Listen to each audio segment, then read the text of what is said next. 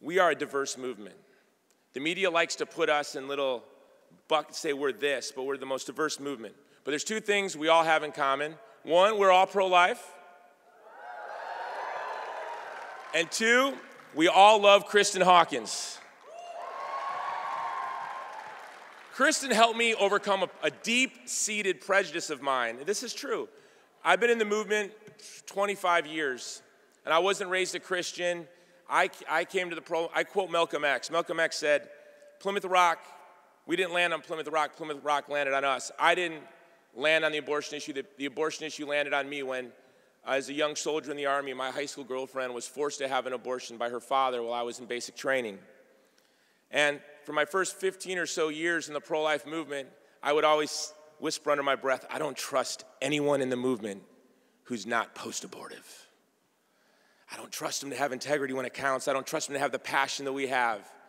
And then about 9 years ago now, I was working on a grassroots campaign with a young student, Kristan Hawkins. And I said, I trust her. She may not be post-abortive, but this young woman is on fire to end abortion. And I know that she's going to do it. So it is a privilege and an honor for me to introduce to you your first speaker, Kristan Hawkins.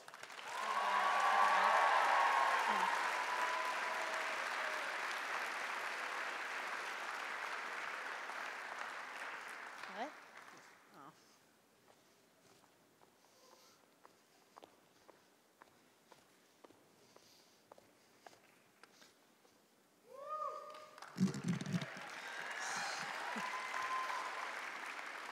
It was the spring of 1963 when Martin Luther King Jr. decided to take the advice of a friend of his and head down to Birmingham, Alabama to see what was going on.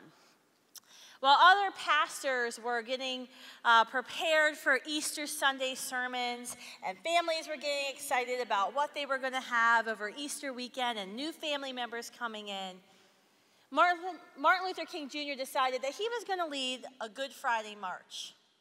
And so he got together with some of his friends. They went out to the community and recruited others to join them. Within minutes of launching this Good Friday march, all the protesters were arrested.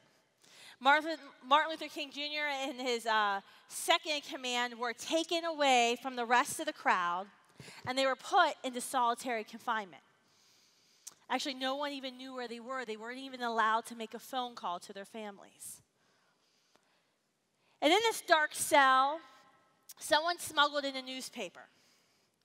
And this newspaper had printed a letter that 8 pastors in Birmingham had written to MLK. And the pastors told him, hey, we agree. We agree that Black Americans should have civil rights, but we really don't agree with your tactics.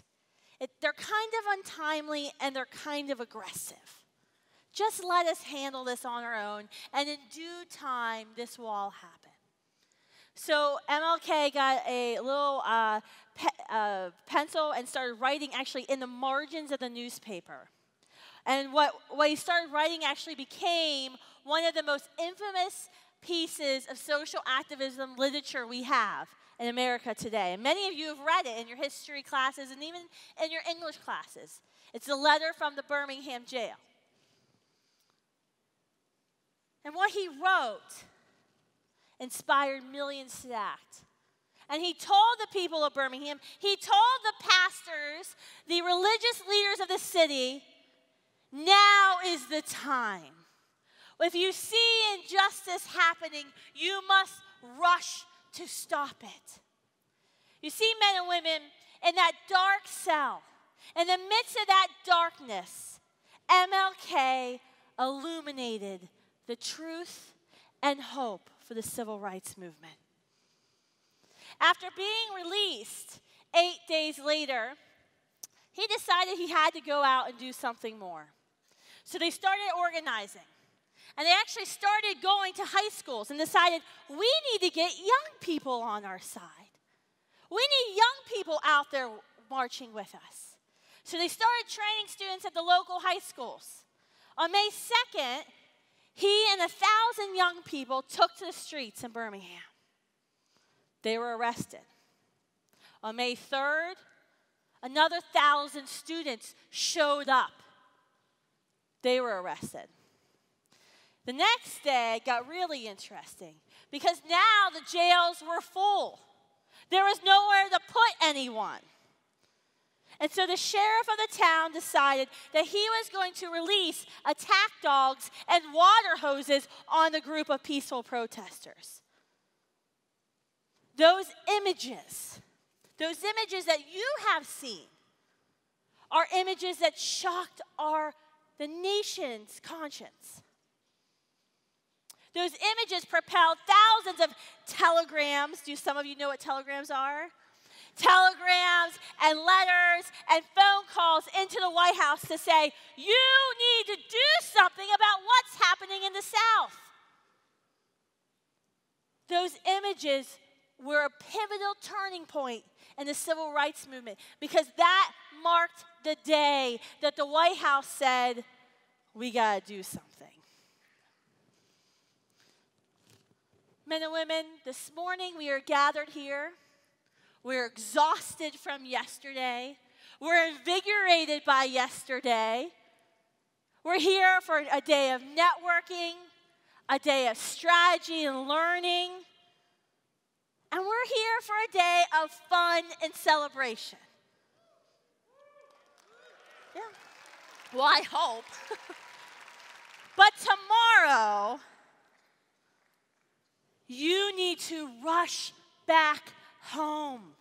You need to rush back home to your campuses and your communities.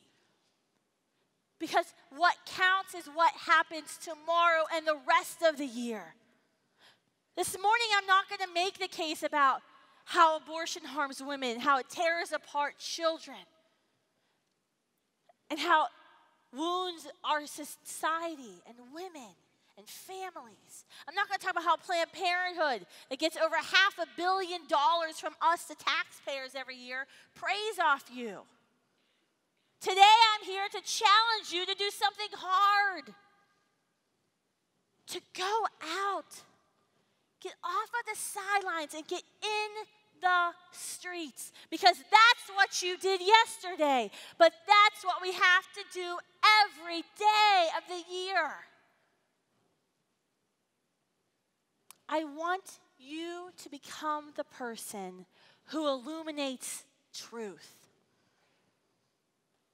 Go back and start a Students for Life group.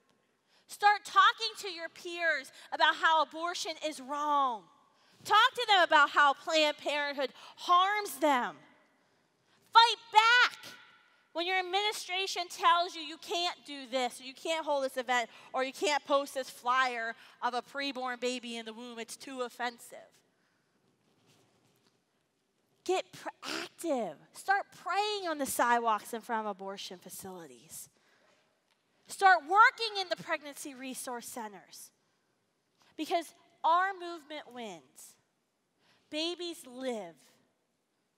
Women are spared when you start talking about abortion. You know, we have a lot of trainings lined up today about how to talk about being pro-life. Because we know truth is on our side. Moral truth is on our side. We've won that.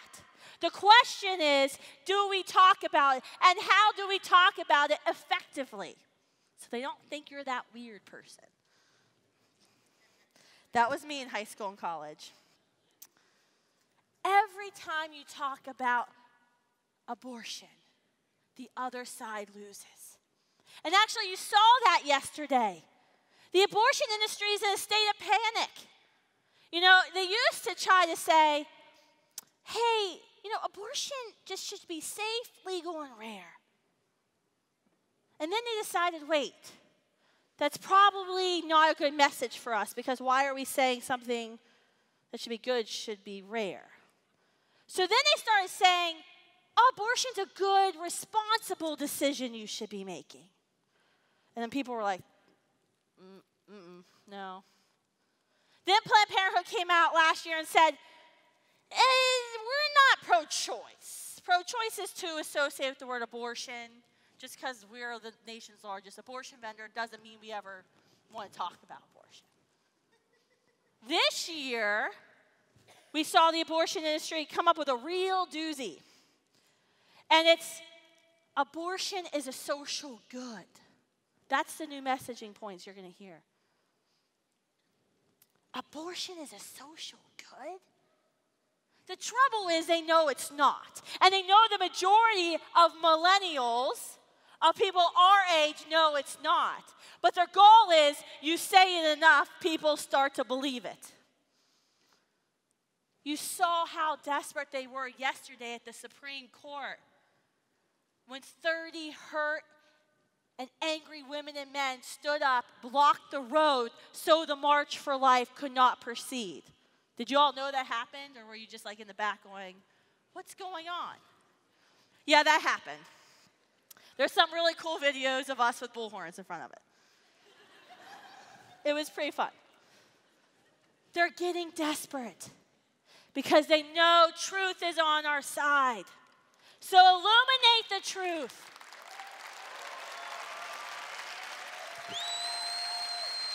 Second, be the person who perseveres to illuminate hope. Now, this is the hard one. Truth, easy, done. We can look cool and we have the facts on our side, done. Hope is hard because abortion is not a conservative issue. It's not a political issue. It's not a religious issue. It's a human rights issue. It's a social justice issue. And we know with social justice, how do we seek social justice? That means that you have to help people in crisis. That means you have to build relationships with those in crisis to say, here's where you are, where do you want to be, and how can I help you get there? And that's long. That's messy work, and that takes time. That means going to the pregnancy center and seeking a relationship. Just don't go talk to a woman, give her free diapers, and know she's probably going to be back there next month. Figure out why she's coming there every month for free diapers. Ask her what is going on in her life. What broken relationship does she have? And how can you help her fix that? That's illuminating the truth. And third, be the person that leads other people to the light. Every social justice movement in the history of our nation has relied on young people. And whether it's right or wrong, this is why. Youth is currency. Youth is cool. I wasn't very cool when I was in high school or college, and I get lesser and lesser every year. It's really bad now. But youth is currency. The media, Hollywood, they're always looking to youth. They're looking to change you. They're looking at what your trends are, and that's what you see. So when you speak, people listen. Yesterday, we took about 60 students up to a GOP congresswoman's office because she said millennials weren't pro-life. That's why she wasn't going to support voting on a pro-life bill that would ban abortions at 20 weeks when babies have been scientifically proven to feel pain, because she didn't want to hurt millennials' perception of Republicans. Well, every poll in the country shows that we are the pro-life generation. So, we just marched down the hall with 60 people and scared the bejesus out of our staff. Because that had never happened in the pro-life movement before. Last night, older pro-life leaders were texting me going, that was so cool. That was so cool. We should have a March for Life every day. You can be that person that leads people to the light because you have a powerful voice. And you know what? You have a hopeful voice. People want to join winning causes. Sometimes I'll be in events with all adults and people are like, abortion's still here. Abortion's never going to end. Okay, I'll donate my $25. But you guys are totally crazy. Last year, we had a girl that we had contacted. We've been working with her all year, start a group, and we said, why aren't you registered for the conference? And she said, I just thought abortion was going to be over in January. Because you have hope. You have hope for our future. With you all on our side, I have no doubt that once people know the truth, they see our hope that we have and that we give, and they feel our love, that life will be illuminated. Because injustice only thrives in the dark. Abortion is still in our culture because it's still in the dark. But we can change that. We can light the candles of hope and truth. We can write our letter from Birmingham jail. We can do that. And we can transform our nation, save lives, and spare families. The words of MLK Jr. say it all. He said, hatred paralyzes life. Love releases it. Hatred confuses life. Love harmonizes it. Hatred darkens life. Love illuminates it. Men and women, what I'm asking you to do today is to become an army of love spread out in every state, in every school. We can abolish abortion in this lifetime because we are the pro-life generation. Are you with me? That's what I thought.